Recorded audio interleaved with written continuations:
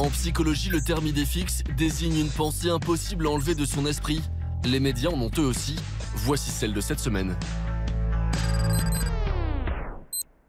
Cette femme à droite de l'image s'appelle Jamie Phillips. Face à elle, une journaliste du Washington Post. Récemment, Jamie Phillips avait contacté le journal pour témoigner d'un scandale sexuel lié à un homme politique républicain de l'Alabama. Mais en faisant des recherches sur elle, les journalistes du Washington Post découvrent que Jamie Phillips a inventé cette histoire et qu'elle travaille pour Project Veritas, une association conservatrice qui piège les journalistes en caméra cachée pour soi-disant montrer que les médias veulent à tout prix faire chuter Trump et ses alliés politiques. Exemple en juin dernier avec un producteur d'une émission de CNN. We all recognize he is a clown, that he is hilariously unqualified for this. We recognize he's justified and crazy. Si le faux témoignage de Jamie Phillips avait été publié par le Washington Post, Project Veritas aurait pu clamer que les médias diffusent des témoignages inventés d'agressions sexuelles, notamment quand ils concernent les alliés de Donald Trump. Mais le journal n'est pas tombé dans le piège et a confronté Jamie Phillips à ses mensonges. We called the company that you said that you worked for. They said they didn't have that you didn't work there. I don't really want to get into any more details about my life.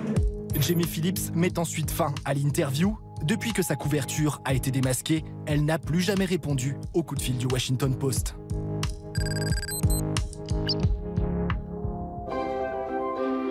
La semaine dernière, les Américains fêtaient Thanksgiving. C'est la seule période de l'année où la majorité des citoyens du pays ne travaillent pas pendant plusieurs jours.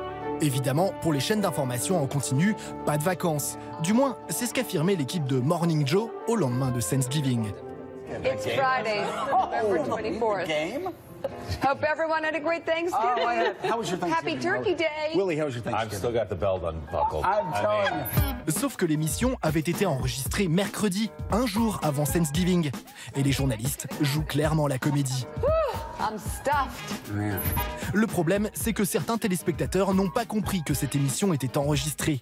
Ils s'étonnaient donc que les journalistes ne parlent pas de l'attentat qui venait de se produire en Égypte, causant plus de 300 morts. La chaîne MSNBC a reconnu qu'elle aurait peut-être dû mieux indiquer que l'émission n'était pas en direct. Les présentateurs de Morning Joe, eux, se sont moqués de ces téléspectateurs grognons en reprenant l'antenne lundi. But everyone's like, fake news, they were making this up. It's a joke, and we're gonna do it again, okay? For Christmas. We will go really slowly so you can get it. And we'll say, Donald. we are joking. Le 2 novembre dernier, l'un des comptes Twitter les plus suivis de la planète, celui de Donald Trump, était désactivé pendant 11 minutes. Selon le réseau social, c'est l'un de leurs employés qui fêtait son dernier jour de travail qui est responsable de cette désactivation. Cet homme, c'est lui, selon le site d'information TechCrunch, qui l'a interviewé. Il s'appelle Batiar Douziak, il est allemand, il a 28 ans, mais selon lui, cette désactivation n'était pas un acte militant. There are millions of people who would take actions against them if they had a possibility. It was definitely a mistake. Une erreur qu'il met sur le compte d'une fête de départ entre collègues, un peu trop arrosée la veille.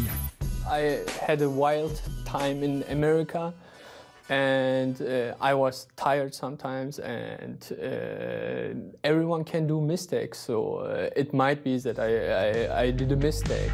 Pour avoir brièvement empêché Donald Trump d'enflammer la planète avec ses tweets, certains internautes veulent récompenser le jeune homme d'un prix Nobel de la paix, mais il y a peu de chances que ça arrive.